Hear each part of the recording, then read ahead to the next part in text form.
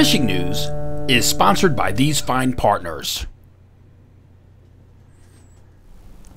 I'm Jim Hutchinson with the New Jersey, Delaware Bay edition of the Fisherman magazine, heading into the second week of April 2020, and in fact, looking straight ahead at the second opening of the New Jersey trout season ahead on Saturday. But first, let's start with the breaking news, and that is, as always, related to COVID-19 and what it means for fishing. We broke this news earlier this week at thefisherman.com on Tuesday night. It started, we got an email from the office of Senator Chris Brown. He's a Republican from Atlantic County.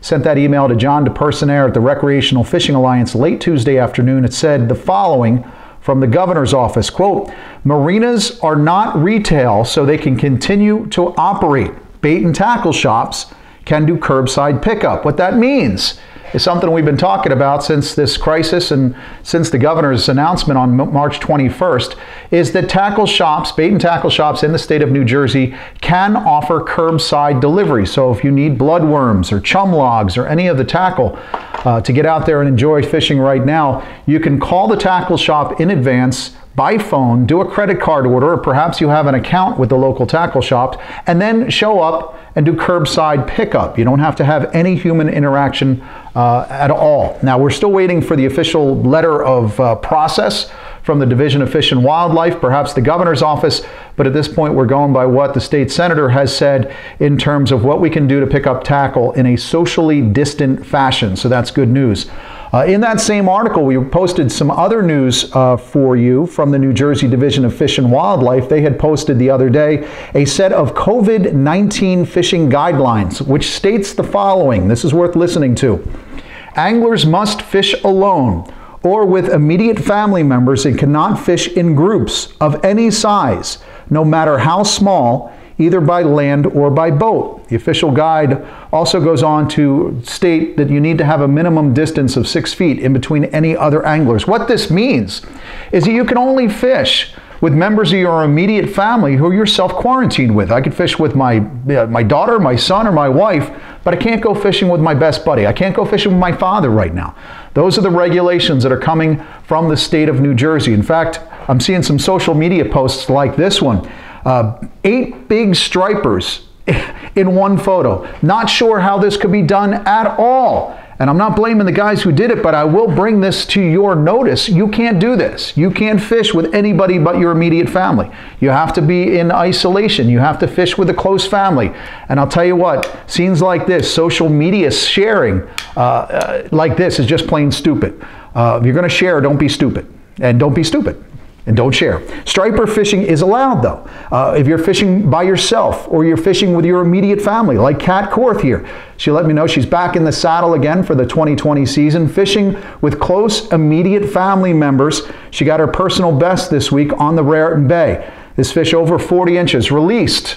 Must have been over 30 pounds as well.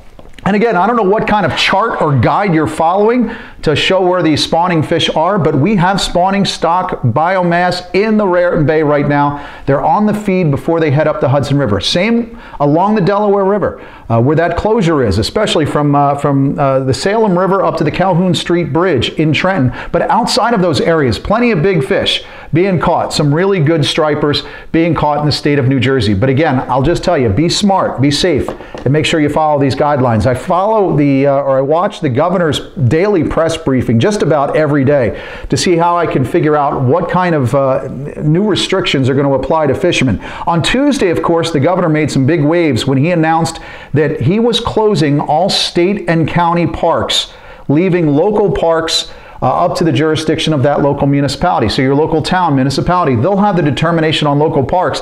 But Governor Murphy has made a big-time statement here, closing all the state-managed parks. That means Fortescue State Marina. It means Island Beach State Park. And so many of these fishing waters where you're going to be enjoying trout fishing this weekend. And he also announced an extension of the public health emergency by another 30 days. That means whoever you've been self-quarantined for the last 25 days, enjoy the next 30 days with those same folks.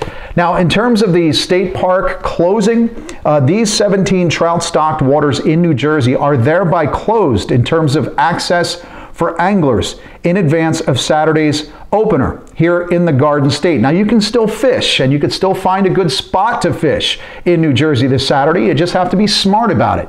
Maybe use Google Earth. Do some researching on ways. Maybe in the back of your mind there's been waterways you've passed while traveling that are close to home. But you can still fish this weekend. You just can't use any of those state parks, and you have to consider those closings on those trout-stocked waters mentioned before. Now, there's still plenty of trout out there. In fact, those fresh-stocked trout, some big ones out there. Benny Capiello, he was out with his father and his brother Mike earlier this week. A beautiful 3 to 4 pound rainbow that they caught and released. So that fish is still swimming out there for that opening on Saturday. Again, stay away from others. No muggings. No spot burns. We're in a serious crisis right now with all these government concerns, the restrictions and regulations and closures. So keep that in mind as you're out trying to wet a line. Of course, after the governor made his decision on Tuesday, we found out on Wednesday that the Fed came in and closed down Sandy Hook.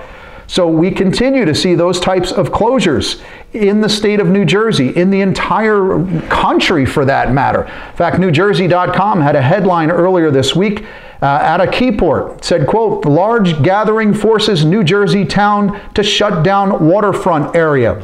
Folks, I'm sure that we are seeing access closed because of too many crowds. It might not be fishermen all the time, but if you're standing around waiting for to use the boat ramp, too many people all at once on a pier, around the docks, around the bulkheads and boat ramps, you can expect more of these closures to come. In fact, we're following all these beach closures left and right, in addition to Island Beach and Corson's under the governor's announcement. We found out earlier this week that Long Beach Township closed access to beaches except for property owners, those folks who have the placards that allows them entry after Hurricane Sandy. Of course, you can jog, you can walk on those beaches if you have those placards, but you can't fish. Nearby Ship Bottom on LBI also closed down beaches from north to south. Following along with all of these closures, Bayhead, Maniloking, Ortley, Lavalette, Seaside Heights, Ventnor, Ocean City, Sea Isle City, Wildwood, North Wildwood, and Cape May. And I'm sure there are more to come. In fact, folks sharing online some signs that they've come across. Brian Sheridan, he shared this. He was scouting around Cape May County earlier this week, found out Avalon Municipal Marina closed down. So too is the recreation area at Avalon. So more and more, we're going to continue to see these closings as we see them, and as much as possible, trying to update our social media accounts, the Facebook page for the Fisherman magazine, my Facebook page, and also over at thefisherman.com with a running tally. But like I said, you can find an area or two close to home, as Francis Urban shared online. But again, you got to be safe, stay legal, and avoid any of those crowds. Things change fast. They're changing every day. It's hard to keep up with these items, but we're doing our best. Sitting here at the laptop trying to stay on top of all the closings and restrictions and anything that you need to do that's going to affect access. Let's find out a little bit farther west what's going on out in Pennsylvania and check in with George, the Pocono Outdoors guy. Well, hey, thanks, Jim. You know, maybe we got a little bit of good news here in PA, considering the bad news we got from Governor Murphy closing most of the state parks in New Jersey. Over on the Pensy side, we had the Pennsylvania Fish and Boat open trout season almost 2 weeks early. That's right, there's no mentored youth season, and we don't have to wait till the 18th. On the 7th, last Tuesday, they opened up trout fishing statewide. Now, you still need a license. All size and bag limits do apply, but guys, now we can get out and get on some of those great trout. With the Jersey stuff down, Justin Lerner was out on the Delaware just before it closed, managed to get into a couple of really nice brown trout. So the river is still really active. If you guys want to get out and can find a good spot to get on it, either on the Jersey or the Pennsylvania side, still a lot going on. Now, talking about the brown trout, the bite has been so good, even yours truly managed to get on one. I was out casting for some bass, and this trout jumped all over my jerkbait. I guess that's true. Even a blind squirrel does catch a nut every now and then. But talking about the Delaware, here's a new friend, Mike Modrak, with a 26-inch walleye he got on the Delaware, and he also says he also had too many smallmouth to count. Now, he did get this walleye on a purple Kitech, so again, we're hearing that Kitech producing great walleye in the Delaware. So make note of that, guys, when you get out. Also, river guide Tim Keebler out on a solo mission looking for some shad. He managed to get a mess of these shad in some good numbers, and they're being caught all over the Delaware and some really good numbers being reported. So again, if you guys can get out in that shad bite, be sure to get out and get on them. There's lots of things being caught. Stripers are on the lake, smallmouth fishing. Right now, if you're not out catching fish, you're just not out fishing. It's that good. So I hope you guys can get out, be responsible, be safe. From Pennsylvania, I'm George, your Pocono Outdoors guy.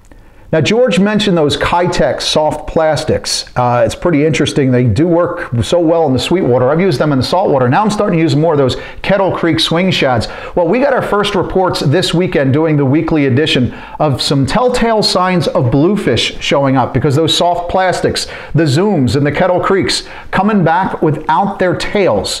We got these reports from Pier 47 in the Wildwood area over the weekend.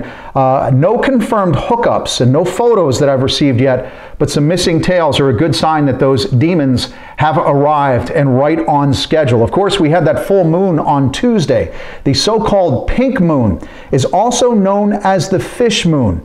It's referred to it as such because it's a good indication of the spring spawn. The Lenni Lenape, for example, our Native American tribe here in Jersey, Pennsylvania, Delaware area, they used to call it the shad moon. In fact, when the Juneberry trees would start to bloom, the Lenni Lenape knew that they would set out their nets to catch some of those shad. So those are the good early season indications. It's sort of like when folks down in Cape May County say, when the dogwoods bloom, the drum will boom. Any day now, we've had our first reports of drum in the area. Wouldn't be surprised if there's more of them out there.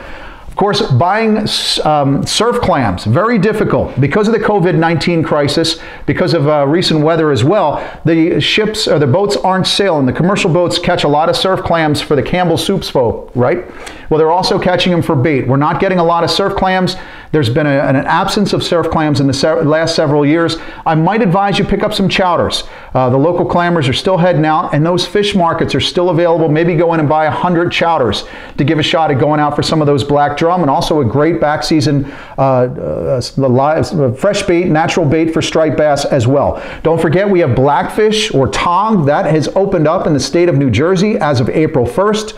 Again, the charter boats, the party boats aren't sailing right now. You can go out with your closest immediate family. I know anchoring is difficult. If anchoring is too much trouble, don't forget this is the time of year where those blackfish come inshore as well. Part of that biannual migration inshore and offshore. But I know you can get them around the jetties, sod banks, and also the canal. Nick Honicheski let me know he's been doing a number on some of those blackfish on the local jetties using magic tail crab jigs and some of those greenies that he picked up curbside at one of his favorite shops as well. Almost the time to start thinking about April tide runners as well. After this full moon in April, it could be time for some of those big tide runner weakfish to show up in our back bays and rivers. In fact, the cover of our April edition, which is out now, features wonderful World of Weakfish host Frank Ruzinski paddling through the dawn mist on the cover. Frank's on that cover. Great edition.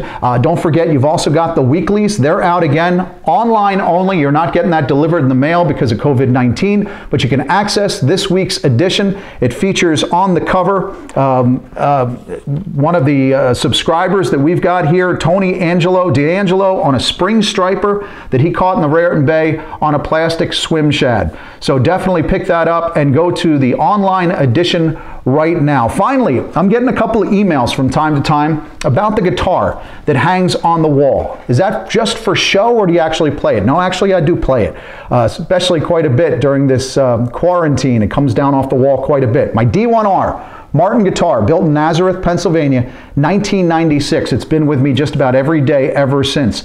In fact, some of the favorite songs that I play on a regular basis, one of my favorite artists, John Prine.